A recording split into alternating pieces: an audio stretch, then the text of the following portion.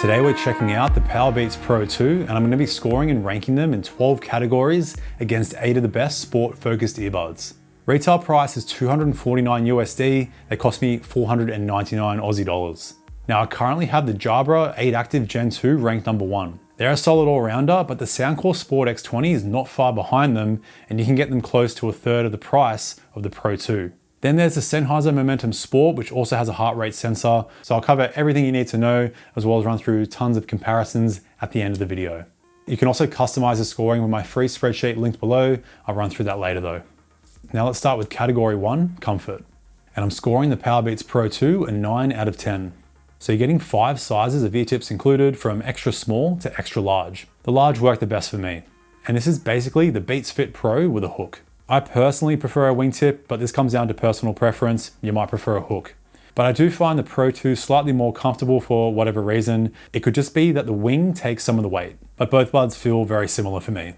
So it's a moderately deep fit, so the bud kind of rests in your ear canal, but doesn't dig in too deep. So there's a minimal amount of suction and pressure. And this kind of fit is important for category 2, how well the earbuds work when running. And the Pro 2 work great, they're getting a score of 9 out of 10. So with each bud, I track how much body-borne noise you hear through the ear tips from heavy breathing and the impact you make on the ground, how much the earbuds move and create noise in your ear canal, as well as how much wind the microphones pick up. So I score all of this on a scale of 1 to 5. The lower the score, the less noise, which is ideal. You can compare all of this in the spreadsheet. But basically, the Pro 2 are the best, on par with the Beats Fit Pro. With the shallow fit and minimal suction, the body-borne noise is very minimal. And if you're running with the transparency mode on, if the microphones start to pick up too much wind, it'll quickly turn the transparency mode off, so you don't hear wind coming in through the microphones. Then after about a couple of seconds of no more wind being detected, it'll quickly turn your transparency mode back on. My only complaint when running is that my hair would kind of rub against the hook. Only really an issue if you have longer hair. But if I could just kind of move my hair out of the way, as you can see here, it was kind of tangled in the ear hook there. So if I just prepared earlier, probably would have been fine. And I will say the transparency mode is great. I think the Beats Fit Pro transparency mode is slightly better, but I'll run through that in detail in the transparency section. Now, category 3 is weight training, and I'm giving the Pro 2 a score of 10 out of 10. That hook just locks the buds in really well no matter the exercise. You could be doing backflips and the buds should stay in. My only complaint here is when I was like lying down for a bench press or any exercise where I'm lying down on my back, the buds just kind of moved out of place slightly, so I'd lose the seal, and this would affect the noise cancelling because I'm losing a bit of seal. So it would also reduce the bass with the music I was listening to. But an easy fix to this was just making sure I would really get the earbuds nice and tight in my ear, kind of rotate them back. This would lock them in and this would reduce this almost completely. Now, speaking of training, obviously need to mention the heart rate monitor built into these earbuds. It looks like a very similar setup to the Sennheiser Momentum Sport, which in my testing worked very well. The Powerbeats Pro 2 basically on par. So this is the result I got when running. Now, I'm no heart rate monitor expert. I'm sure there are videos out there covering the details compared to watches, chest monitors and whatnot. But yeah, it works. You can sync it with Apple Health. On Android, it'll work in the Beats app and you can still link into certain applications and devices and whatnot. I tested my run using the Nike app. I usually use Strava to track my runs, but at least at the time of this video, I couldn't connect the Pro 2 to Strava. Now, a big advantage of using a heart rate sensor in your ears is that it frees up your wrists. So my go-to training is powerlifting and I'm often using wrist wraps when squatting and benching, so I can still track my heart rate if I want whilst using those wrist wraps. Now into category 4, the IP rating. And I'm scoring the Pro 2 a 7 out of 10. Same as the Beats Fit Pro because you're only getting an IPX4 water resistant rating. So no dust resistance, they're not waterproof, and you get no protection on the case. Most buds are waterproof or at least dust resistant nowadays, and a lot of the buds also have dust and or water resistance on the cases. So I was kind of expecting more here from Beats. Still, with any sweaty workout, use in the rain, you should be fine. Now, category 5 is case and battery life. And I'm scoring the Pro 2 a 9 out of 10. As you get 8 hours on the earbuds and 36 hours in total with the case, and that's with noise cancelling on. So in terms of overall battery, that's the best on this ranking. Compared to the Beats Fit Pro, they give you 6 hours in the buds and 24 hours in total with the case. And you can quickly chuck the buds in the case for 5 minutes, and you're gonna get 1.5 hours playback on the earbuds, although they don't specify if that's with noise cancelling on or noise cancelling off. So the total battery life is great, but the case is pretty massive. It's by far the largest and thickest on my ranking. Here it is compared to the second thinnest case, the Jabra Elite 8 Active Gen 2. Now this is not really a fair comparison because the Pro 2 has to house that ear hook, although the Soundcore Sport X20 is also a hook style bud and the case is much more compact and thinner. But Beats have finally added wireless charging to one of their cases for the first time, which they celebrate on their website like it's like some special thing, but at least it's here. Now category 6 is controls. The Pro 2 are getting a solid 10 out of 10. As you get button controls here, which are nice and easy to click, you get a single, double, triple tap and long hold. Plus you get a volume up and down button on each earbud. So this means you can control everything including volume when using just one earbud at a time. Customization is minimal though. You can customize a long hold to noise control or voice assistant, and you can also change the noise control switching and add noise cancelling off into the mix if you like. You're also able to mute your microphone on a phone call, which is pretty rare for true wireless earbuds. The wearing detection works great to automatically pause and play your music, and like the Beats Fit Pro, if you put one bud in your pocket, your music won't resume. They don't advertise that you have skin detection with the wearing detection, like the AirPods Pro 2 does have, but it works the same. All right, category 7 is connectivity. And I'm scoring the Pro 2 a 7.5 out of 10. So you get Bluetooth 5.3, SBC, AAC, and the H2 chip for iOS users. So this gives you seamless switching, always on Siri, Find My Buds, all that good stuff that I use all the time, and it works great. You can use either the left or right earbud while leaving the other in the case. And when using one earbud, it's going to work in mono mode, so you hear the left and right audio channel out of that one earbud. Now you don't get any true multi-point connection here. The seamless switching is only going to work between iOS devices, but I also connected the buds to my Asus ZenFone 10, and I just needed to manually connect to one device and then it would automatically switch over. Now when it comes to video latency, you're all good. Even with gaming latency on iOS, this is some of the lowest latency you can get. I'd say it's pretty close to about 150 milliseconds, very suitable for quick reaction games like shooters. The H2 chip works wonders on iOS. On my Asus ZenFone 10, gaming latency was okay, but definitely not on the level of my iPhone 15 Pro. Now this is a tricky one to score because if you're on iOS only, then this is pretty much a 10 out of 10 for you. So I'm leaving it at 7.5 to keep it fair. All right, now category 8 is call quality, and I run through 3 tests here: a quiet room, simulation crowd noise, and a simulation windy city with construction noise. Total score is the average of all 3 tests.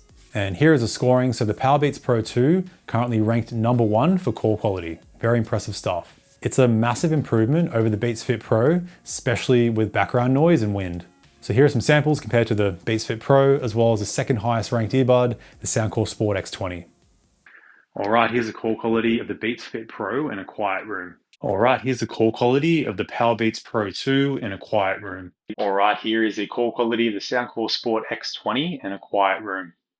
All right, now we're going to see how the microphones block out some simulation crowd noise. All right, here's the call quality of the Beats Fit Pro with some simulation crowd noise. All right, here's the call quality of the Powerbeats Pro 2 with some simulation crowd noise. All right, here's the call quality of the Soundcore Sport X20 with some simulation crowd noise. All right, now we have some city noise, some construction noise, and some simulation wind. All right, here's the call quality of the Beats Fit Pro with some city noise, construction noise, and simulation wind. All right, here's the call quality of the Powerbeats Pro 2 with some city noise, construction noise, and simulation wind. All right, here's the call quality of the Soundcore Sport X20 with some city noise, construction noise, and simulation wind. All right, category 9 is app customization and extra features.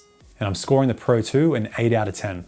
So on iPhone, the app is kind of built into the settings. On Android, you can use the Beats app and you get almost everything that you get on iOS. So you have your noise cancelling and transparency controls in there, control and call customization, heart rate sensor and wearing detection toggle, your mic options on phone calls. Accessibility is an iOS exclusive, so you can change some sound settings based on your hearing and small extras in there. Both have an ear tip fit test though, and spatial audio options are also only going to be on iOS. So you get all the basics. I have scored them half a point higher than the Beats Fit Pro with the addition, like kind of extra feature of the heart rate sensor.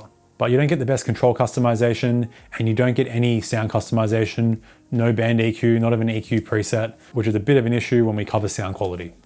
All right, category 10 is noise cancelling, and how I test my noise cancelling: chuck on my soundbar nice and loud and play simulation plain noise and crowd noise. So I'm getting low, middle, high, consistent, as well as inconsistent sounds. And here's a scoring of the plain noise test and crowd noise test. Total score, I take the average and round it up to the nearest half. So the noise cancelling is very solid, basically the same as the Beats Fit Pro. I compared them to the AirPods Pro 2 as well, and the Pro 2 are noticeably stronger. So the cheapest Soundcore Sport X20 actually has the strongest noise cancelling overall. That is if you get a proper seal, which is a bit tricky with that ear hook on that bud. It does take some fiddling around. So keep in mind with this ranking, it's like if you're getting the best fit possible scenario. Now in terms of white noise hiss here, it's quite minimal. And in terms of EQ shift, this is how your sound quality will change with noise cancelling on compared to off, compared to transparency mode. Going from noise cancelling to transparency, there's no shift, which is great. With noise cancelling off, I noticed about a 10% treble reduction. So the treble is just not as crisp with noise cancelling off. Now with noise cancelling on, the buds also use an automatic wind noise reduction mode, which is built into the earbuds, so there's no way to turn this off, but it does work very well. So if you're outside on a windy day and the mics start to pick up a lot of wind, it'll quickly turn the noise cancelling off so you don't hear that wind coming in through the mics. As soon as there's no more wind detected, the noise cancelling will turn back on after a couple of seconds. All right, category 11 is a transparency mode, and I'm scoring the Pro 2 an 8.5 out of 10. It's a very nice, natural sounding transparency mode, but the Beats Fit Pro is a little bit clearer to my ears. I noticed this when comparing both buds going for my runs. I also noticed on the Beats Fit Pro, when I would speak myself, my own voice sounded a little bit clearer, although the Pro 2 is still great in that sense. You do get the same wind reduction that you got on the noise cancelling with the transparency mode, which is nice. In terms of white noise hiss with the transparency on, I rate it like a 2 out of 5. So if you're in an incredibly quiet environment, you're going to hear a bit of hiss, but it's still not terrible. Now onto the final round, sound quality. And I'm scoring the Pro 2 an 8 out of 10. Let's start with volume here. So in my max volume test, I got just over 124 decibels. That is crazy loud. I think it's the loudest bud I've ever tested. When you start going past 85 decibels, you're in hearing loss territory. So you're all good in terms of volume. But now onto the sound quality itself. Overall, I'm a bit underwhelmed. They sound very similar to the Beats Fit Pro, but with slightly less sub bass. So it's a pretty balanced sound. The bass is tight, you get nice punch, but for a training bud, it lacks a bit of oomph in the low end. The mid bass and sub bass is just a bit lacking for my liking. It does liven up a bit when you start going past 70% volume, but I think it should still be there at those slightly lower volumes. The mids are super clean though, vocals are well separated, not shouty. The upper mids are boosted nicely as well, so instrumentation like keyboard, percussion, distorted and lead guitars all stand out nice and they have a nice realistic sound to them. The treble response is just okay though. You get some nice detail. It is a kind of more flatter treble response, I would say. The upper treble is a little bit lacking, and still at times on certain tracks that might not be mastered as well, there was a bit of sibilance with S's in vocals, but this is quite rare. But it's that lackluster upper treble, so things like hi-hats and crashes and ride cymbals, just higher frequency notes, orchestration and piano work, just doesn't have that detail and nice sparkle that I like to hear. And I think this negatively affects the soundstage. I wouldn't say it's closed in, but it's definitely not a wide soundstage.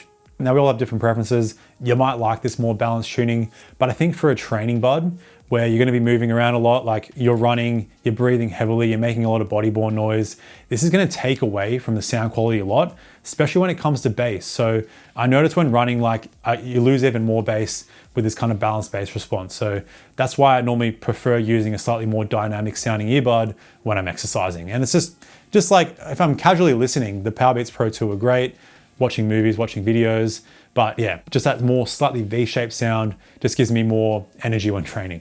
And the fact that you don't get any EQ customization or even EQ presets to tailor the sound, not even a measly bass boost EQ for a sports earbud, Beats, come on, what's going on? So if you're still looking for great sound quality, but like a slightly more dynamic sound, you'll prefer the Jabra Lead Out Active Gen 2 or Sennheiser Momentum Sport, or the Soundcore Sport X20 if you're a bit more of a bass head.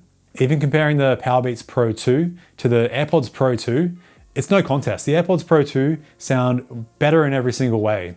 Richer bass, it hits deeper, vocals are a bit richer, and the treble is much crisper, especially with the upper treble on the AirPods Pro 2.